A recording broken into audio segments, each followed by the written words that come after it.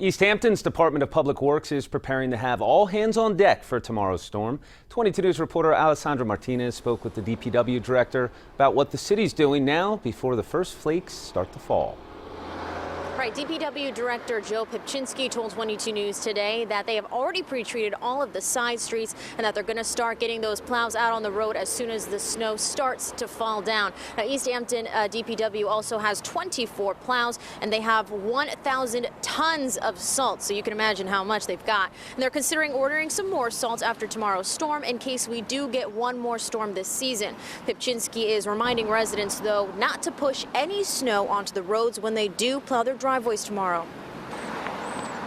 It just creates more work for us. We've got to come back and re-clean the road. So this is something that everybody's going to have to fight this out the best we can and try to keep the snow to yourself.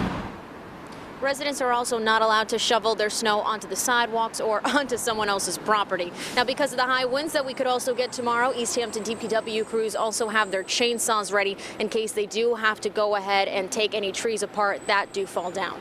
Live from the Hampshire County Bureau tonight in Northampton, Alessandra Martinez, 22 News.